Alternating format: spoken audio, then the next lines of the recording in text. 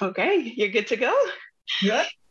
Excellent. Well, hello, everybody, and welcome to the Talk to Danielle podcast. I am your host, Danielle C. Baker. And before I introduce my guest for today, don't forget to like, follow, and subscribe to the channel that you're listening to or watching, depending on which platform you are on. And today I am very excited. I always say this, I have an amazing guest, but the work that she does is really nice. I love watching her, love her books. I have the lovely Jane Keightley on, the author of two amazing books. She's a children's book author. And I will just roll right in and just watching her and hearing her will do all the rest. I won't have to say much. So thank you so much, Jane, for joining me today. I'm really excited to have you on. It's a pleasure. I'm really happy to be here. So thanks for inviting me. Yes, thank you. And you are a children's books writer. You do write for young readers, which is something that we are all advocates for. We just love to promote reading and finding new ways to get children into reading. So can you tell us, just before we get started, about all the work, the beautiful work that you do? Can you just briefly share your story and how you got to where you are today? I certainly will. Well, as you say, I'm a children's author and I write educational fiction for 3 to 7 year olds. The two books that I've written are Blast Off to Planet Fun, that's the first one, and then Jamming in the Jungle. So I always was interested in literacy and creative writing, but I knew that when I left school, I didn't have the life experience to be able to become an author. So I've got a very varied skill set. I went to work in London and I went to study in Oxford, and I did hotel management and then sales management for many years. And then I was PA to the chief executive of a chain of health clubs in London for 12 years. And then I went to live in Greece. And then I ran a designer children's wear shop. And latterly, I worked at Keepmoat Stadium, which is a football stadium. We had a foundation that supported, it was like the charity arm, that the money that they made from football, they gave back to the community. So I did, some administration with them. And then in lockdown, things changed because I was made redundant. I was furloughed for 6 months and then made redundant. And because I'd always wanted to be a children's author, suddenly I had time and the inclination, so I started to write. So I wrote Blast Off to Planet Fun and published that, and then wrote Jamming in the Jungle, and then I'm busy with a third book, which I'll tell you about later. Yes, that's exciting. And I love it. And I invite everybody to go have a look at those books. They're just beautifully illustrated, and a beautiful story. Can you, you kind of answered the question about how you were influenced to write the children's book, but can you tell us about how Smudge, because those are all Smudges' adventure, how a Smudge came to be? Let me introduce you to Smudge. Here he is. Yes. The reason for Smudge is I have 3 children, and we had a pug puppy called Mr. Pickles, who was adorable. And he used to sit on my knee and start snoring immediately. And I said, how can you be asleep? How can you snore? You haven't had time to sleep. And it kind of got me thinking about, what is this little guy dreaming about? So the stories are, every time Smudge goes to sleep, he has a different dream. So the first time he dreams he goes through the solar system and lands on Planet Fun. It tells them all about the fun that he has up there. And then he smiles as he remembers what he's done and the many happy memories of his trip to Planet Fun. And then at the back of the book, it always tells you where they're going to the next book. So it says, if you're brave enough to discover and explore, we're heading to the jungle. So that was Jamming in the Jungle.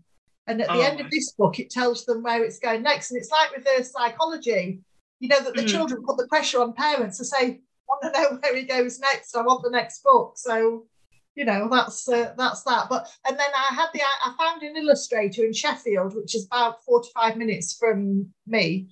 And I asked her to do a pug and a French bulldog, because they're the 2 top breeds that children like. And she did the French bulldog first, and she sent me this image of Smudge, which is like just a fawn-coloured French bulldog with loads of lovely patches all over him. I said, that's it. She's let me do you the pug. I said, no, that's Smudge. Let's go with that. And she's great because what I do is I write the story and then I send her a PowerPoint presentation of each page, all the words, and then what's in my head and how I'd like her to interpret it.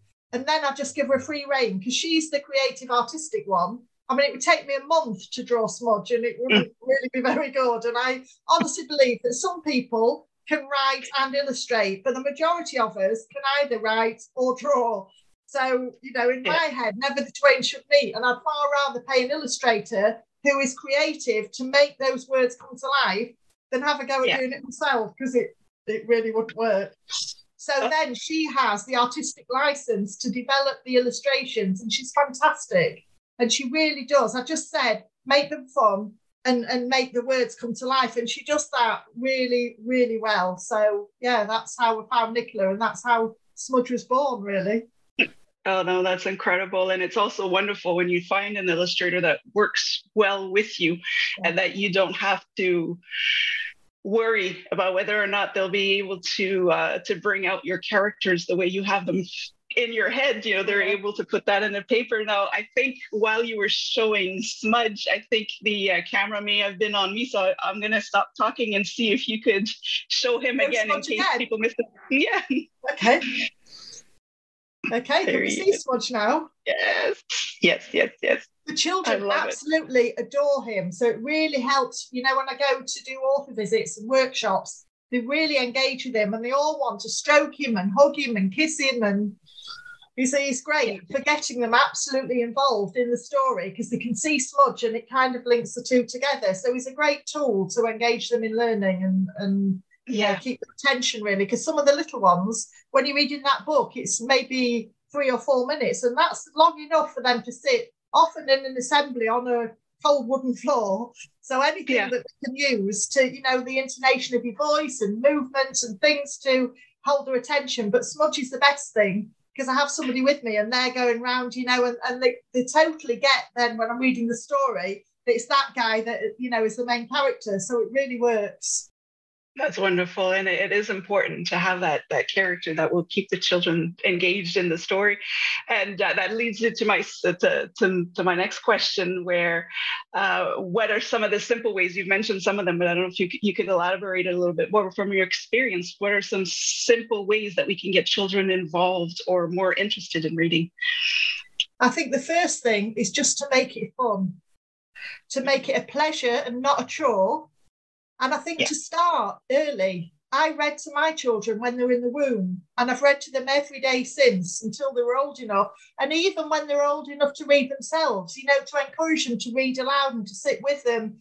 Because, I really believe it's learned behaviour and you should lead by example. And my 3 are not children anymore. My son's 21, my other son's 19, and they've both done A-level English and my daughter's just doing a GCSEs and she's predicted to get a grade 9 for it. So I just believe that, they've inherited my love of words and literacy. And that's not by chance. That's because they've been immersed in books since before they were born. And, even in cost of living crisis, there's never been a budget for books. And my Sol, my eldest son, he used to love the Beast Quest and Sea Quest series. And he's got the lot. He's got 84 Beast Quest and 8 Sea Quest books. And at some point, they'll be quite valuable because he has the whole collection. And back in the day, they were maybe £5 a book. And he used to read them in an hour. And then we had to wait for the next one to come out. But, I've just always, and library visits, that's a great thing to do, because there's all kinds of events. I do events at libraries. But just to take your child and just really encourage them to love literacy and books. I think that's the most important thing. Mm-hmm. Yeah, you're right. It is a learned behavior, and we can't expect children to just be able to sit and listen to the story when they start, or even before they have words, before their vocabulary is developed. You could get it started, and then it does help. I worked in schools and childcare centers. A lot of parents are worried that if their children are struggling with reading, there's a lot of pressure on children when they're learning to read. So would you have any advice that you could share for children who struggle with reading, any sort of modification that we could do, whether you're a teacher or a parent, that we can modify the way we teach reading to help the children that may be showing some struggle. Yeah, I think probably there's a few things. Use movement when you're telling stories, your hands and your feet, and bring the story alive.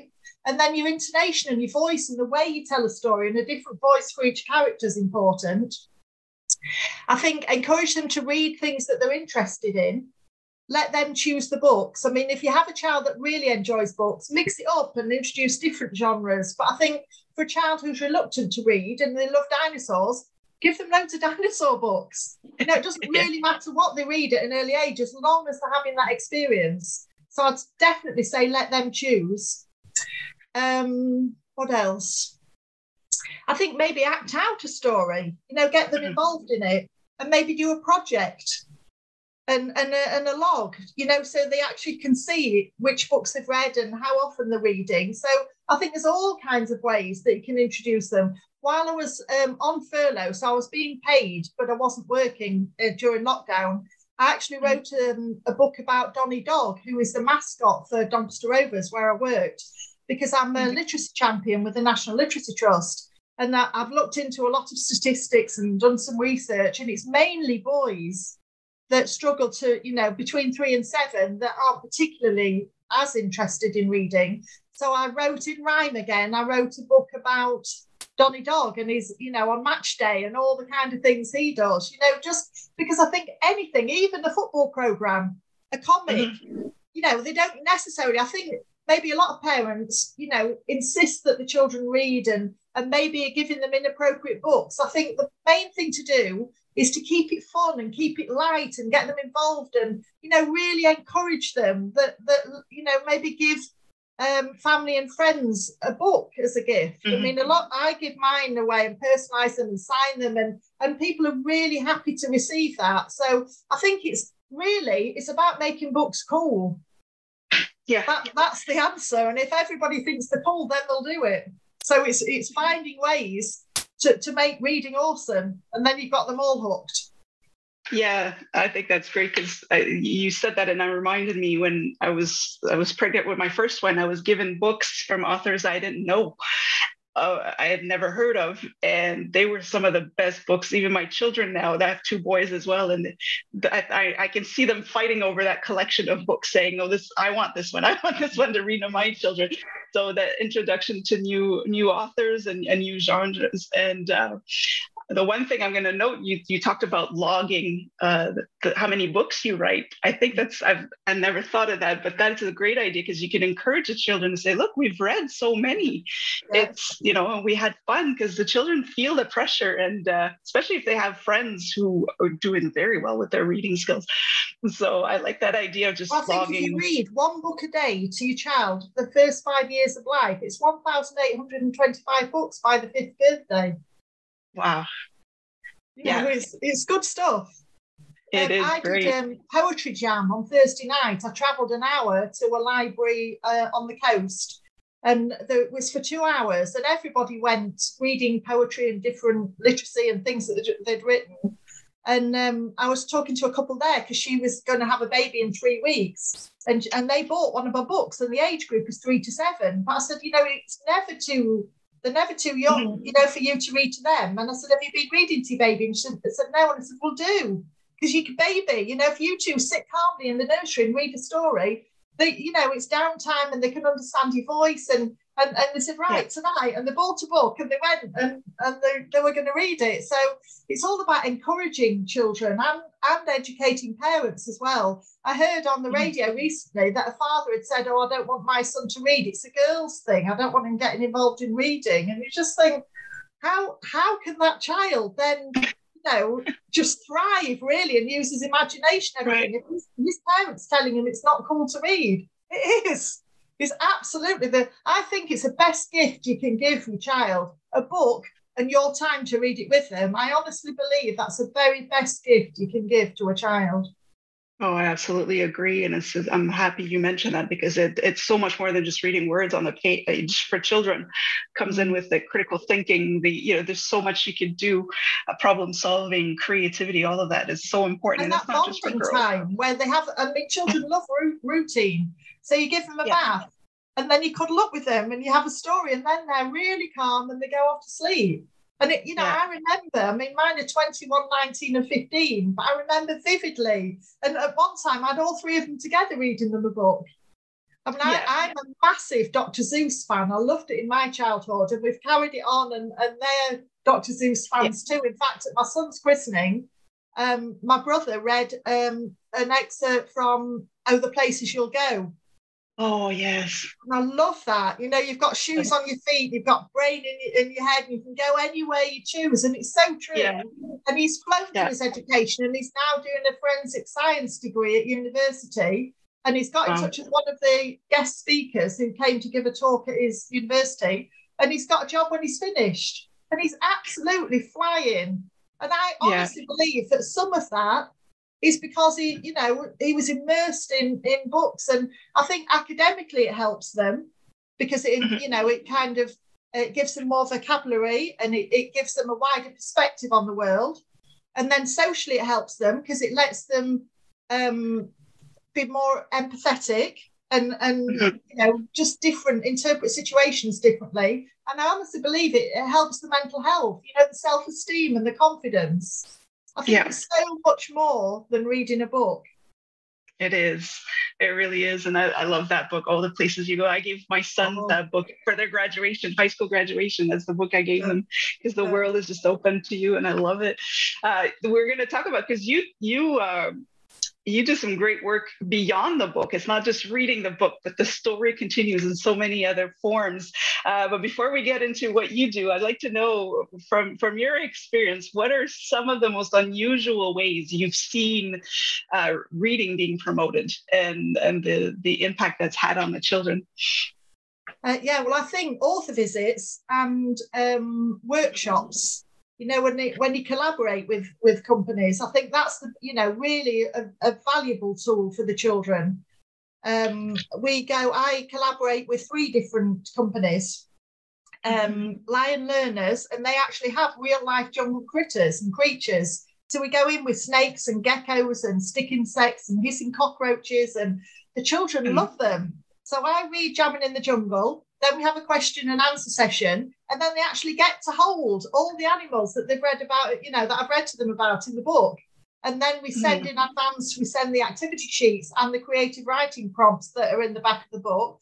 So it's a whole session then. So they have the story, the Q&A, then they get for half an hour to hold all of the animals, and then they do the written work and do an acrostic poem, and we sit and help them with them. And it's a whole morning then about, jungle life. And that's really good. I think, just to find different ways, rather than just sit and read them a book, it's kind of thinking outside the box and doing different things. I also do workshops with Lab Rascals, who are a scientific company who go into schools to do experiments and everything. But she has a planetarium. And as part of Blast Off to Planet Fun, I wrote a Funky Planet rap.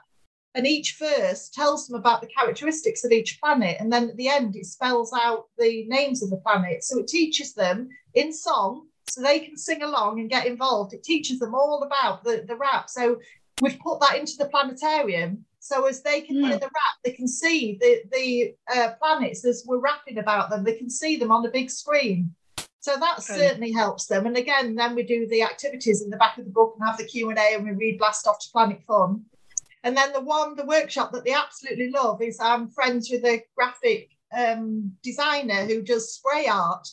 So I read both books, and then we do a Q&A, and then we get them spray painting either a wall at the venue, either the school or the library, an outside wall. So he does an outline, and then they fill it in with the spray, or we do it on big boards. And then we leave them for the schools or venues, libraries to mount them inside. So they've got the value of the work that the children have done and they can keep looking at it. But I just think, just to do different things with them, to totally immerse them. So it all goes back to making reading and learning fun. And that's what we do. Yeah. That's wonderful. And that's what I love about the work that you do is just it goes even further than anybody would ever think. Yeah. Because even just to have the creative writing prompts at the end of the book is great because it gets the children are already into the story. They're already been transported to this other world, and then they can just jot down all the ideas that they have And and then they all want get. to be an author. After speaking to an author, they go, I want to write a book. And I said, let me help you. And they go, will you? I said, yes, sure I will. And we just get really involved in it all. I'm going on Thursday, I'm going to a local library because they have an autistic group of children, and it's storytelling month. So I'm going to read them Blast Off to Planet Fun because it's a space theme, and then do all kinds of activities with them just for an hour because my main job is an author. So I do paid visits to places, but I'm also a literacy champion, which is a charity. So a lot of my work, I just go out because I've had a successful career and I live in a beautiful barn conversion, and it's all about making a difference now and giving something back. So I still charge reasonable price for different author visits, but also in my hat with the literacy champion, I'll go out and do different events and just give my time. I'm actually on the organisation committee for the Doncaster Pride. We have a family zone, a big marquee where we run literacy events. And all of that time is given because it's about getting families and celebrating our differences. And we gave 800 books away last year, and it's the little children love to take a book away, but they're coming with teenage siblings. They go, no, I don't read. And I said, let's have a look. And we read the blurb at the back. And they go, no. I said, what about this one? And we keep going and trying. And they leave with a book. I mean, whether or not they read it, it's up to them. But we've done our bit then when we ask them and encourage them to choose a book, and they actually leave the marquee with it. You're kind of halfway there. And you hope that when they have that book in the hand, and we've talked about how much fun it's going to be, that, they'll give it a chance. So I'd say about half and half is paid work, and then half as a literacy champion. I'd just go and give my time for free. Because I think, we have a responsibility to educate the children and to get them interested in reading and learning. Yeah. And you kind of touched a very important point there where it's, especially for author visits, because it's more and more authors will do that. And it's not just to get the children involved, but it really does have an impact on the community itself because it reaches out to the families. So can you just kind of tell us what positive things you see out of your author visits when you see that everybody's really getting into it and finding a new passion for reading? Yeah. And as I said before, it is about educating the parents. If you can get them on board, then they will read to the children. I spoke at a conference, a communications conference recently, and that was bridging the gap in literacy as a result of lockdown, because the children had lost the social skills and they'd lost that reading and learning that they had in school because there were set tasks to do. But again, it depends on the parents and how committed they are and how busy they were. So I spoke for 20 minutes about how to bridge the gap in literacy and things that teachers and parents can do to bring the children up to the level that they'd missed for those 2 years. And that was really fun. So, that's another thing I do, speak at events. And then I'm doing writing courses. So I do them physically and virtually, to teach adults how to write picture books. And then I have an illustrating friend and she teaches them about the illustration. And then I talk about the various routes to publication because there's so many, the traditional route and hybrid and self-publishing. And it just opens people's eyes to the world of words, really. So, I do all kinds of things to encourage adults as well as children to be involved in literacy.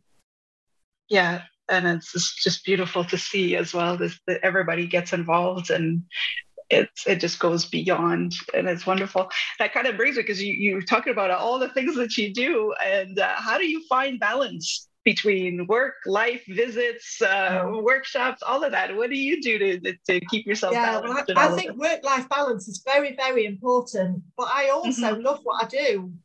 And as they say, if you love what you do, you never do a day's work in your life. So, I don't feel that, that the balance is wrong because I thoroughly enjoy what I do. And my children are independent now and they're off doing their own thing. My son comes home at weekends and my other son, is based at home, but he has his own life. My daughter, she does her own thing. So, I spend much of my time preparing for events and emailing and writing, and because that's what I love to do. But it is important. You do need that downtime. So maybe 7 or 8 o'clock at night, I'll log off, and then I've got a kitten. He's my best therapy. So I just play with him and stroke him and cuddle him, and he's great. But I do think it is important for work-life balance, especially when your children are younger. But as mine are adult children now, so it just gives me the freedom to do what I want. And what I really want to do is immerse myself in literacy. So it's never an issue for me, really. But I would say to people, that work-life balance is incredibly important, and it's getting that right, just for you, really, and everybody's different. Yeah, you're right. There is no cookie cutter way of finding that balance. You need to find what's right with you, for you. And that may change over the course of whatever's happening in your life, to be mindful of how you're feeling in all of that. So it's wonderful. What kind of advice? I like to give that. I like to kind of give back for the listeners to see if you have any advice you wish you would have, something you wish you would have known when you were younger to make your life easier. Is there anything you'd like to share? I think advice-wise, I'd say just follow your dreams. Just, be true to yourself. And you're never too old. I mean, I'd always wanted to be a published author, and it didn't happen until I was 54. So it's never too late. And just I've worked really hard all of my life. I started working part-time when I was 14. So I bought my first car when I was 17, and I've not stopped ever since. And now I've got to the point in my life where I can just take things a bit easier and do what makes me happy.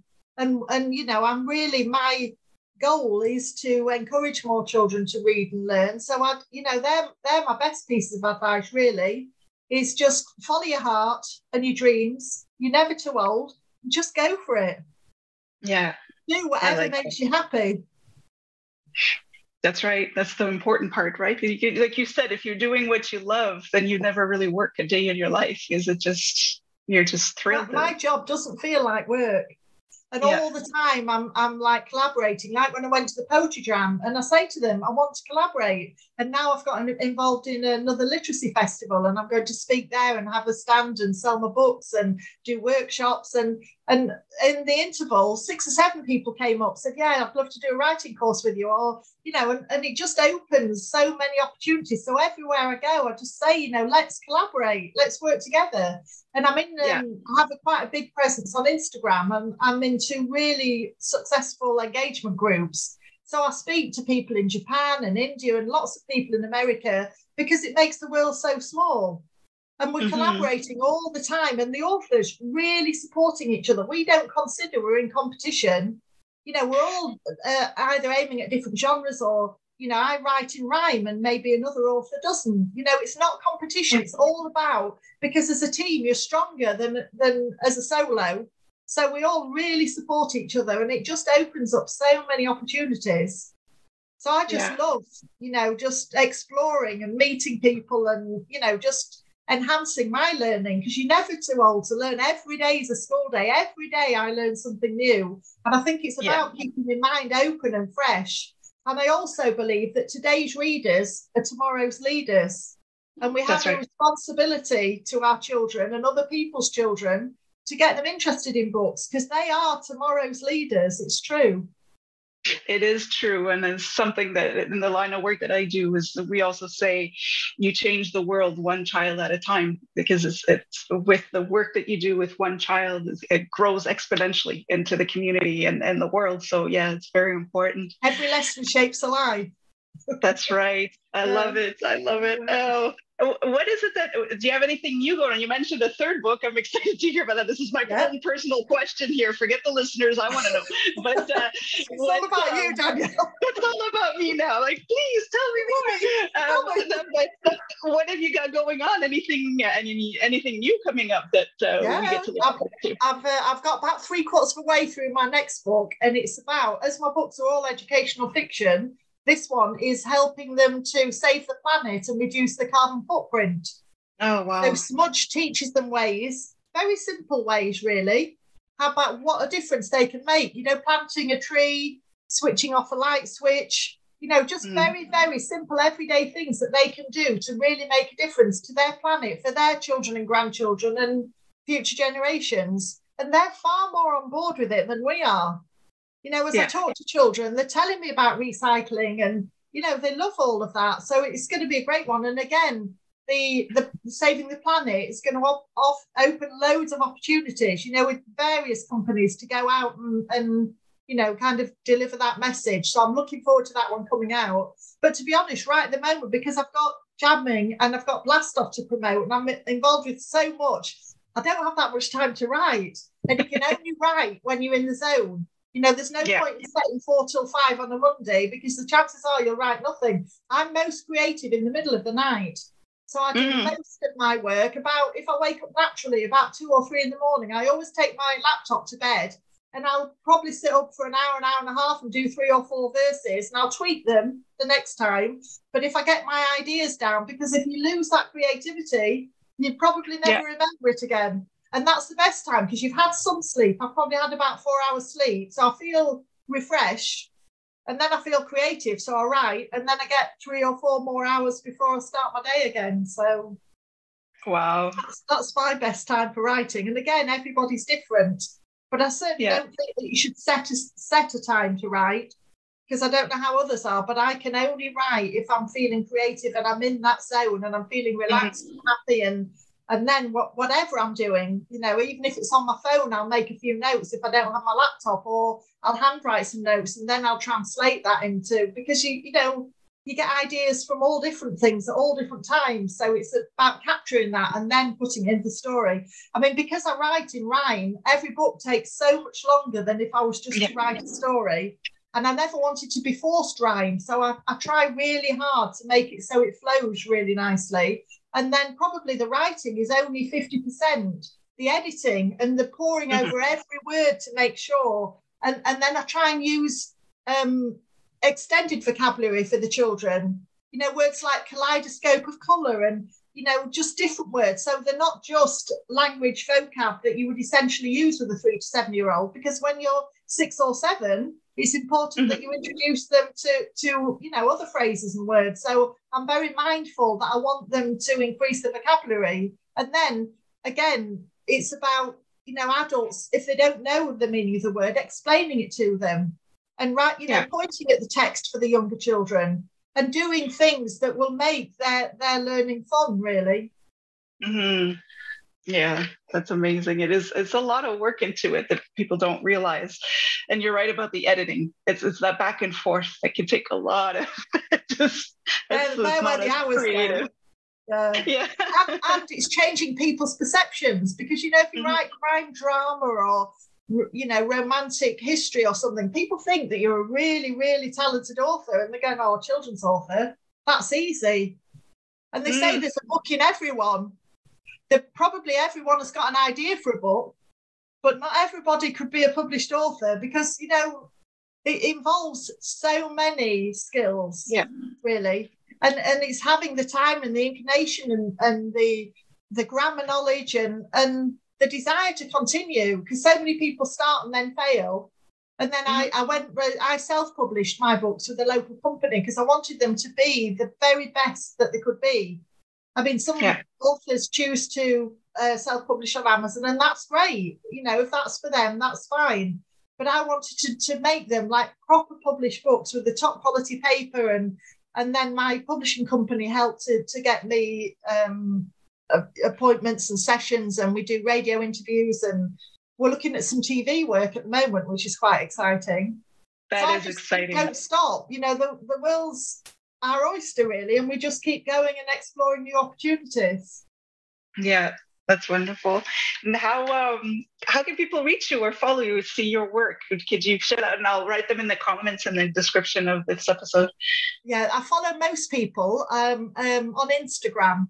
So it's Smudges Adventure 6 is my account on Instagram. So anybody can just send me a message or, through there. I'm on Facebook. So all the posts on Instagram go onto Facebook, which is Smudges Adventures.